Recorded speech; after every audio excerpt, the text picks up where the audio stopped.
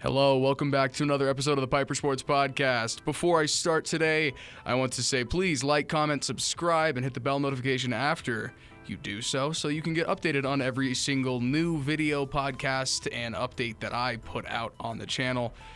Anyway, let's get this started. We have NFL Draft this week, or the week prior. This week, we have our NFL Draft post-draft power rankings, and we'll be going through our top 10.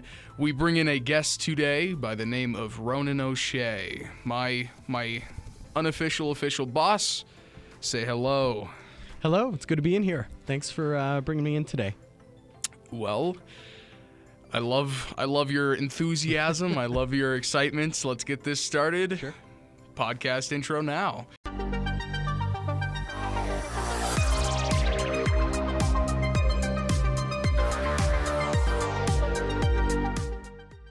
All right, so we're going to start this off by looking at the NFL draft rankings. Now, the NFL draft rankings this week are from the NFL writers through the NFL website, which is the main portion of it. Elliot Harrison has done this. He's an NFL analyst. His top team is the New Orleans Saints after, which I disagree with. They were previously ranked number 2. Number 2 is the New England Patriots, which I also disagree with. Rank 3, Rams. Rank 4, Chargers. 5, Colts. 6, Eagles. 7, Bears. 8, Chiefs. 9, Cowboys. And 10, Browns. There's a few ones in there that I think don't belong. I think there's some shuffling, and in my evaluation, I have done a little bit of shifting around in that first round. Any of your first thoughts? Any teams you don't think belong? Any teams you don't think deserve their spot in that role? I mean, I guess I'm surprised to see the Colts up that high. The top 2 teams, New Orleans is probably a Super Bowl team. Obviously, they had that crazy ending to the season last year. It's really hard to bet against New England ever. They just find a way to continue to be competitive, turn sort of mid-level draft picks into guys that can contribute to the team week in and week out. But I'm also, a bit biased here with this too. I'm optimistic on the Bears right now. I think there's so much positive going on with that organization. But we'll get into that for sure. I would agree. I think the Bears deserve a good spot on this list. I believe they are a top 10 team. I love the Trubisky. He's I think he has one of the best names, Mitchell Trubisky, and I think he's one of the upcoming quarterbacks that should deserve an extension coming up here pretty soon. We will go and do a little bit of discussion of my top 10 real quick. After my top 10, we'll do a little bit of draft discussion on what we think the biggest draft winners, draft losers, stretches, whether or not the Giants truly failed in this draft, or if there's any teams that really got some steals. My number 1 team, and we'll start with my number 1 team, is the New England Patriots. Okay. And my reasoning behind that is the New England Patriots, obviously, the dynasty continues. Tom Brady's still the quarterback. Bill Belichick is still the coach. There's not too much that you can do to change that. Gronkowski retiring, being replaced by first-round receiver N'Keal Harry. I don't think that team has lost any step. I still think Tom Brady has the potential to go for 4,000 yards in a season, 30 touchdowns in a season. That team is still dangerous. I don't think they have too much of a shift in their power. So I still have them as number 1. Because whenever you bet against them, they win. Yes. And really, I think the only question it's going to come down to is how much more can Tom Brady hold up as a competent, or rather an elite NFL quarterback. And if he can stay healthy, New England's going to keep winning games. If something goes wrong there, I think that's where you're going to start to see fractures in that ship. But we haven't seen it yet. He kind of looks invincible up to this point, so we'll see. No, absolutely. And I think even Tom Brady is field general can still produce highly and still do great things on the field. My number 2 team, and I bashed them. They lost in the NFC Championship game. I have the New Orleans Saints as my number 2 team. Again, the old quarterback, but still performing at an elite level. They have not lost any talent. I I think their draft was really, really good. I think they got some players that they really, really needed. They still have Michael Thomas. They still have their main core. They got some offensive linemen in the draft to protect Drew Brees. Alvin Kamara is still a baller. Thoughts on the Saints with number 2? Yeah, I think that the big thing that they needed to address was having a center. You got to anchor that offensive line. You need to protect things for one of the best quarterbacks in the league.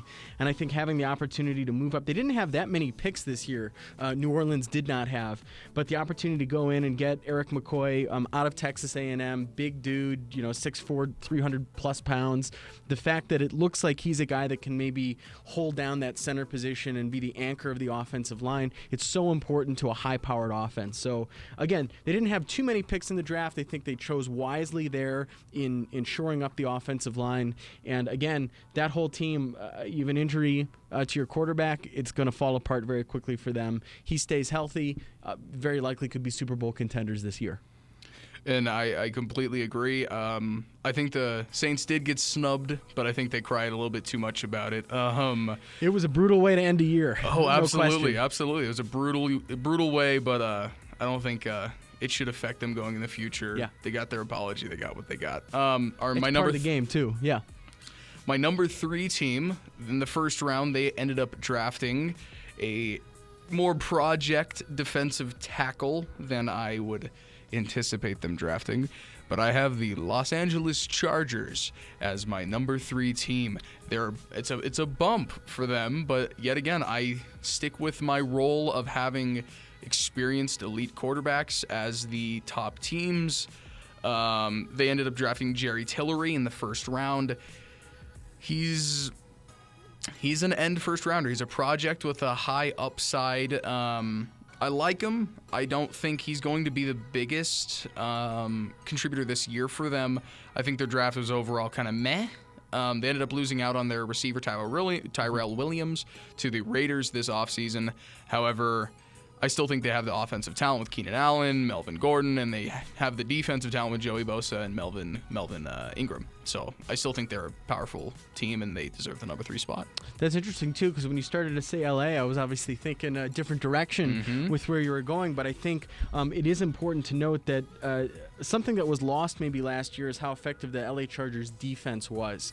And when you come back with a veteran defense, a team that's already been established is good there, you can get by with even a mediocre offense. And that really hasn't been the case when they were in San Diego or when they moved up to L.A. So interesting pick at number 3 for sure. But I think that the real surprise has been how effective they were defensively a year ago, setting them up for, I think, again, an opportunity to be an under-the-radar team maybe coming into the year that could really surprise a lot of people. Absolutely. And they lost in the divisional round against the Patriots, the Super Bowl champions. They still have a lot of potential. They still have youth on that team. They just have to find next year. They kind of have to find that quarterback replacement for Phillip Rivers as he is getting older. I think he's around 38 right now. I think it comes down to that big factor involving that. My number 4 team, the other LA team, the LA Rams. I think Jared Goff is their... They live and die by the Goff is my philosophy with them. I don't think that they are outstanding defensively, although they do have Aaron Donald. They do have talent, and they do have a lot of players on that defense. They don't have money to really fix anything. B, I don't think that they have any true elite quarterback. I don't think Josh. Dreams that you. Jared Goff is a elite quarterback, and I think that really limits their ability to go far. Although they did make it to the Super Bowl, they got dominated, and I don't like the Rams in that top 3 role. If they had a better quarterback, they'd definitely be up there. Yeah, and I think with the Rams, too, very good team. There's no question about it. The draft itself was relatively quiet for them. They didn't have a pick until into the 60s. They traded down a couple of times. So I think you can approach something like that as a depth type of a thing. Sometimes, your first or even your second round draft picks, these are immediate guys that you expect can come in and can make an impact on your team. For a team like LA, you don't have a pick until you're in the 60s. It's, can I add pieces? Who's the best available player at this point? what positions can they end up helping out with. So getting some secondary help in the second round it will help them a little bit, but it wasn't a very exciting draft for them because they didn't have a whole lot to do. Very good team, though, coming back. Yeah, absolutely. I have my number 5 team, which you thought was a little bit high going into the NFL's draft rankings. I have Andrew Luck and the Colts sitting at number 5. Now, Andrew Luck, of course, we all know he had that big injury a couple years back. He wasn't really able to throw a football for the longest, and nobody thought he would really be able to recover the way that he did and in the manner that he did. However, I think this year in the draft, they picked up Rock Ya-Sin, good cornerback out of Temple. They really picked up some guys that I think can effectively make Andrew Luck better. I think they are protecting him more now. He's no longer going to be the most sacked quarterback. I think Quentin Nelson on the offensive line is a really, really big factor for them. Other than that, I think that team is just talented all around, and they have a bunch of role players that can definitely bring them far into the playoffs, and I think they have a lot more potential and a higher ceiling than they do a low floor. And, think about last year. They opened the season 1-5 or 1-6, and they finished 10-6. So this is a team that had just a horrific start. It looks like the season is over in early October. They not only get into the playoffs, knock off a good veteran team in Houston, and then, they got beat by Kansas City, who had the most exciting offense, we've seen. And a very good run throughout the playoffs as well. So, okay, don't sleep on the Colts. It's a really interesting thing to look at. What team are we going to see break camp here in August? Is it going to be the team that started 1-5 last year, or the team that dominated the second half of the season? And you've got a lot of reason to be optimistic, especially if Luck can stay healthy, for why the latter half was more representative of who they are as to who opened up the season. Absolutely. I think this team got a very, very good wide receiver. They ended up picking him up in the second round, number 27 overall, Paris Campbell. I had him ranked as my number 5 receiver in the draft, and I think he was arguably one of the steals in the draft, although they picked him at the bottom of the second round. I think that still he can be a really, really big role player to this team. I think him, Paris Campbell, and J.J. Arcega-Whiteside are some of those wide receivers that were underrated and kind of steal type players that I really enjoy. My number 6 team, the Kansas City Chiefs. Now, as we all know, they have their drama with Tyreek Hill and the allegations against him with child abuse claims. They're saying that he grabbed his son's arm and broke it, and there's talk about putting him on the commissioner's exempt list. I think that really makes a huge impact on that team, as he's the guy that opens up the top of the defense. You still have Travis Kelce, you still have Sammy Watkins, you still have guys on that team that can make big plays. But, after losing Kareem Hunt and now losing Tyreek Hill, the only talent you really have on that team is your quarterback, your tight end. And I think that can carry him far. That's why I have him at the number 6 spot, but I don't think that they're going to be the dominant team that they were last year. No, and that's a team that certainly had no problem scoring points. The problem was defense, and that certainly is something they ran into. That's why I guess I was surprised that they went and added a couple of wideouts early in the draft. I think the real make or break for Kansas City, because again, I think it's going to come down to defense for them next year. If they can shore up the defense, they're a Super Bowl contending team, is going to be the defensive tackle Kalen Saunders, sort of a later pick from them. Incredible athlete coming out of a much smaller school in Western Illinois. That's a Missouri Valley Football Conference football school. But if he can end up being the talent that he's projected to be, that could help really shore up the defense, which is what the Chiefs need. That offense is going to be good. They're going to continue to score points this year. They are my preseason favorite for the Super Bowl, at least coming out of the AFC. And they just need help on defense. And they've tried to address it via free agency. But I think, again, Kalen Saunders is going to be the guy that will make or break this draft for Kansas City.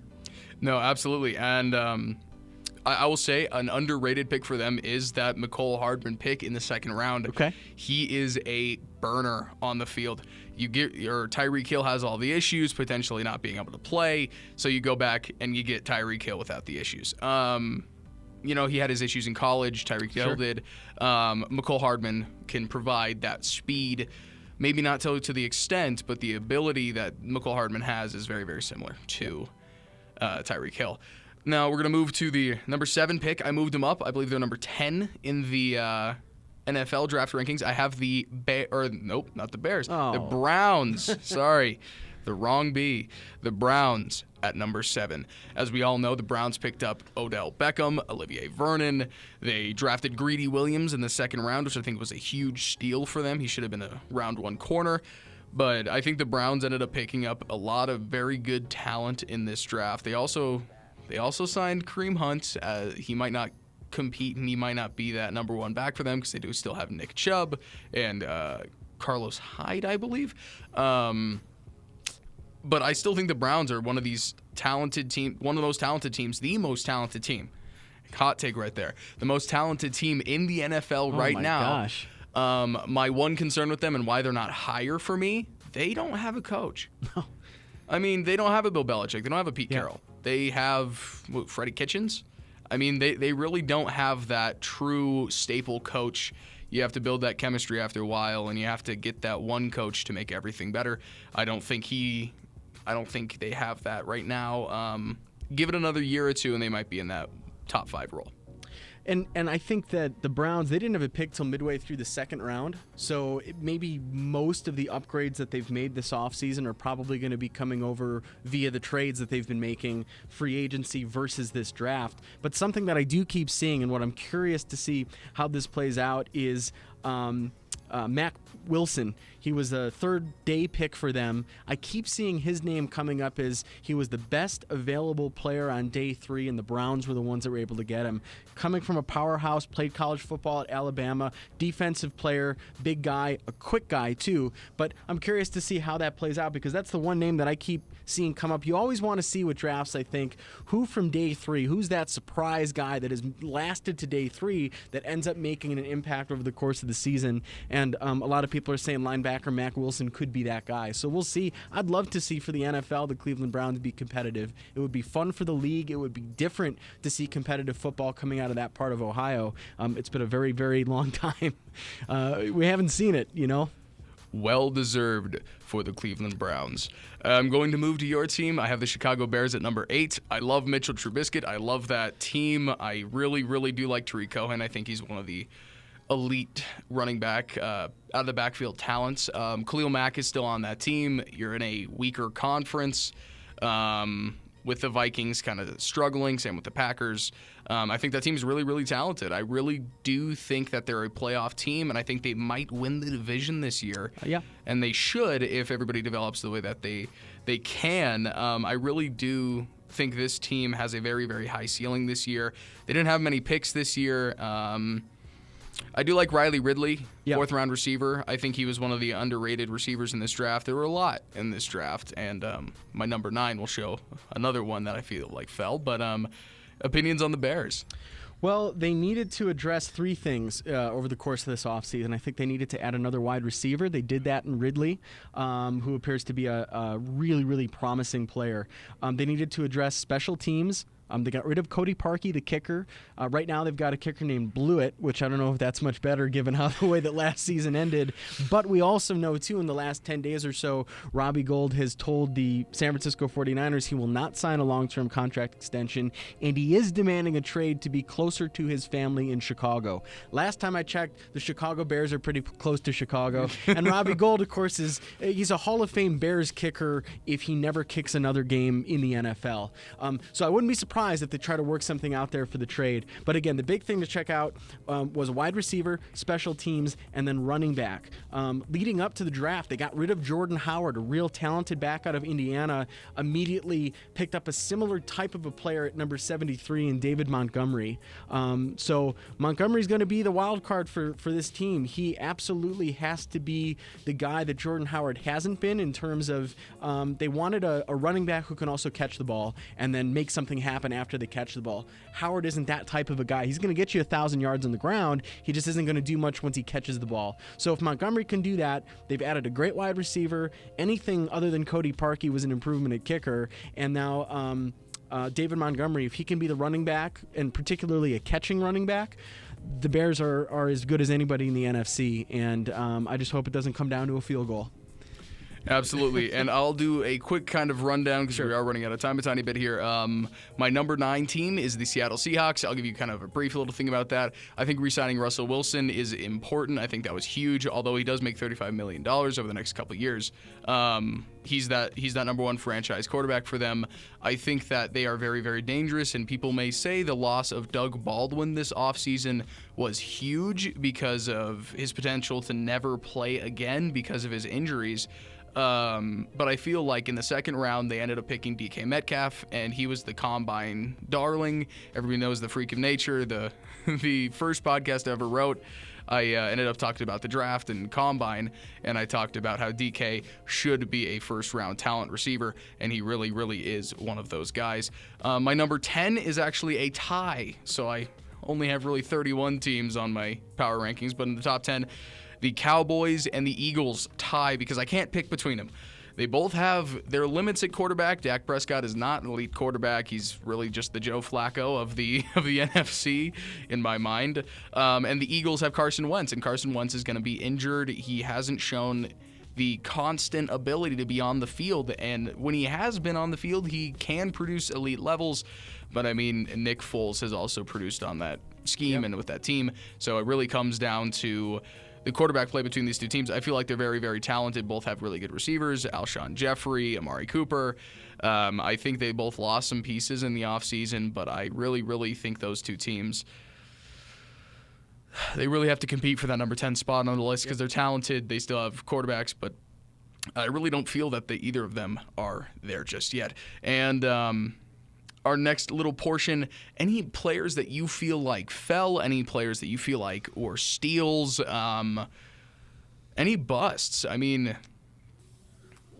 boy, that's a good question, and it's so early, obviously, too. I always laugh when I see like the draft grades come out, and it's like, man, we haven't even gotten into a practice yet.